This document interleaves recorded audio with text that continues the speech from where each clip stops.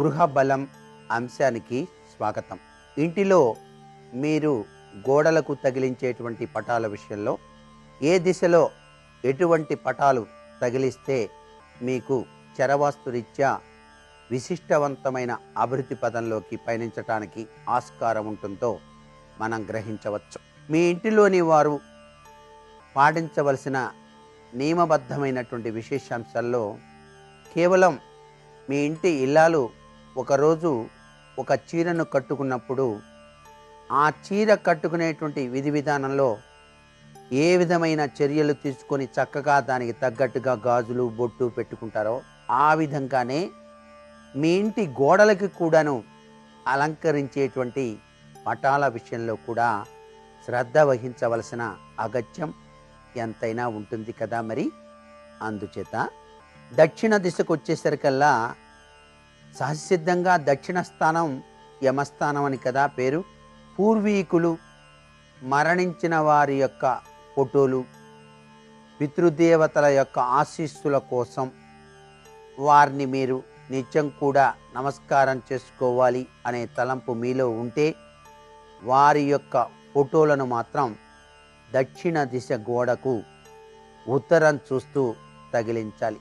ఎటువంటి పరిస్థితుల్లోనూ వినాయకుని యొక్క ఫోటో మాత్రం దక్షిణ గోడకు తగిలించి ఉత్తరం చూస్తూ ఉన్నట్టుగా మాత్రం ఉండరాదు అనే విషయాన్ని ఇక్కడ స్పష్టంగా చెప్పడం జరుగుతోంది. అంతేకాకుండా చనిపోయిన వారి యొక్క పటాలను దక్షిణంలో కనుక ఏర్పాటు చేసినట్లయితే వారి యొక్క ఆశీస్సులు మీ యొక్క వంశం వృద్ధిలోకి రావటానికి కూడా ఆస్కారాన్ని కలిగిస్తాయి. తూర్పు ఈశాన్యంలో సాయిబాబా, పార్వతీ సహిత శివుని యొక్క ఫోటోలను ఏర్పాటు చేసుకోవచ్చు. ఇందువల్ల అన్ని రకాల సంపదలు, వస్తు వాహనాలు కూడా సమకూరుతాయి. ఉత్తర ఈశాన్యంలో పద్మం మీద కూర్చొని ఉన్న ఏనుగులు ఉన్నటువంటి లక్ష్మీదేవిని, వీణతో సహా చక్కగా ఆ వీణానాదం చేస్తూ ఉన్నటువంటి సరస్వతీదేవి యొక్క ఫోటోని, గణపతి స్వామిని అంటే లక్ష్మీదేవి, సరస్వతీదేవి, వినాయకుడు ఈ ముగ్గురు కూడా ఒకే ఫ్రేములో ఉండాలి. ఇలా ఒకే ఫ్రేములో ఉన్నటువంటిది ఉత్తర ఈశాన్యంలో ఉంచుకోవటం చాలా శుభదాయకవంతమైన ప్రభావాన్ని కలిగిస్తుంది అనే విషయాన్ని ఇక్కడ మనం గుర్తుపెట్టుకోవాలి. ఉత్తర వాయువ్యంలో గోమాతతో ఉన్నటువంటి చిన్ని కృష్ణుడు గాని, వెన్న తింటూ ఉన్నటువంటి దొంగ కృష్ణుడు గాని, దేవకీమాత సహిత కృష్ణుడు గాని, గోవులతో ఉన్నటువంటి పిల్లన గోవి కృష్ణుడు ఉన్న పటాలు గాని ఉంచాలి. ఈ పటాలు పుత్ర సంతానాన్ని, వాహన యోగాన్ని, ధన యోగాన్ని కూడా కలిగిస్తాయి. తూర్పు ఆగ్నేయంలో సాయిబాబా పటాన్ని, కూర్చొని ఉన్న లక్ష్మీదేవి పటాన్ని కూడా ఏర్పాటు చేసుకోవచ్చు. వీటి వలన సర్వ సంపదలు కలుగుతాయి. స్త్రీలకు బంగారం, భూమి, సంతాన భాగ్యాలు లభ్యం అవుతాయి. అసలు ఇంట్లో ఉండకూడనివి ఏమిటి? సర్పాలు, పాములు పటాలు ఉండకూడదు. ఈ మధ్యకాలంలో చైనీయులకు సంబంధించిన డ్రాగన్లు, కప్పలు ఇళ్లలో పెట్టడం వలన వాస్తు సంప్రదాయం విరుద్ధంగా మారిపోతోంది. ఉగ్రమూర్తులైనటువంటి చండీ శక్తుల పటాలు, ఉగ్ర ఆంజనేయ, ఉగ్ర నారసింహ పటాలు, అటవీ దృశ్యాలు, జింక తలలు, పులి తలలు, జంతువుల తోళ్లు, ఉడతలు, ముంగీసల తోళ్లు వలన కీడు, నష్టాలు, బాధలు కలుగుతాయి. బంధువులు గాని ఇతరులు గాని పీడగా తయారై బాధలు పెడతారు, దౌర్జన్యాలు చేస్తారు, మోసాలు, దొంగతనాలు, అగ్ని ప్రమాదాలు, విడాకులు లాంటివి కూడా వస్తాయి. జాగ్రత్త. రాజహంసలు, నెమళ్ళు, గోమాతలు మొదలైన దృశ్యపటాలు ఇంట్లో ఉండాలి తప్ప పులి, సింహం, వేట దృశ్యాలు, కీకారణ్యాలు ఇలాంటి చిత్రపటాలు ఇంట్లో ఉండటం వాస్తు శాస్త్రరీత్యా నిషిద్ధం అని గ్రహించండి. గడపలకు, ద్వారాలకు నలుపు, బూడిద రంగులు ఉండకూడదు. నలుపు, బూడిద రంగు కర్టెన్లు, దుస్తులు కూడాను చాలా ఘోరవంతమైనటువంటి తత్వాన్ని ఇస్తాయి. ఇవి శనికి చిహ్నం కదా.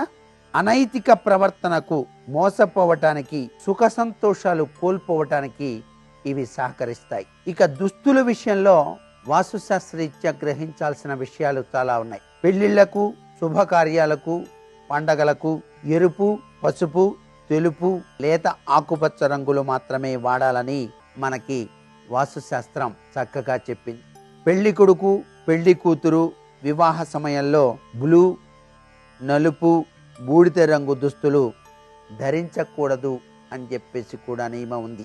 శ్రీమంతాలకు ఆకుపచ్చ రంగు చీర చాలా మంచిని చేకూరుస్తుంది. శ్రీమంతం చేస్తున్నాం మా కోడలికి అన్నప్పుడు ఆమెకు ఆకుపచ్చ రంగు చీర కట్టి శ్రీమంతం చేసి చూడండి.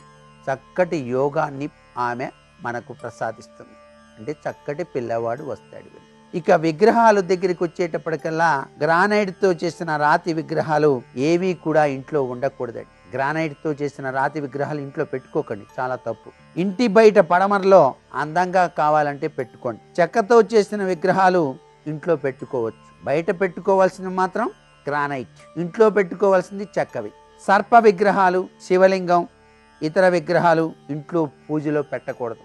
అయితే రోజు శివార్చన చేసేవాళ్ళు మాత్రం స్ఫటికలింగం కానీ పాదరసలింగం కానీ పెట్టుకొని రోజు కూడా అభిషేకం చేసుకోవచ్చు. బంగారం, వెండి విగ్రహాలు మీ పూజా మందిరంలో పెట్టుకోండి, తప్పేమీ లేదు. వినాయక చవితి నాడు పూజ చేసిన తర్వాత ఆ వినాయకుడి యొక్క మట్టి విగ్రహాన్ని నిమజ్జనం చేయకుండా చాలా బాగుందండి, ఇది నేను ఉంచుకుంటానండి అని చెప్పేసి మీ ఇంట్లో దాచుకోకండి, చాలా తప్పు. అలా గనక ఉంచినట్లయితే అది వినాయక చవితి, అది ఒక వ్రతం. ఆ వ్రతరీత్యా దాని నియమాన్ని మీరు పాటించాలి, నిమజ్జనం చేయాలి కదా. అలా నిమజ్జనం చేయకుండా బాగుంది కదా అని చెప్పేసి మీరు షోకేసులో పెట్టుకుంటే ఆ వినాయకుడికి రోజు ఉండ్రాళ్ళు పెట్టాలి, మరి నైవేద్యం. ఆ వినాయకుడిని నిమజ్జనానికే ఉపయోగించాలి. మీకు కావాలంటే అందంగా ఉంది వినాయకుడు అంటే ఇంకోటి కొనుక్కొని పెట్టుకోండి. అలా కొనుక్కొని పెట్టుకున్న వినాయకుడి కింద మాత్రం ఆ బొమ్మ కింద రూపాయి బిళ్ళ మాత్రం ఉంచండి.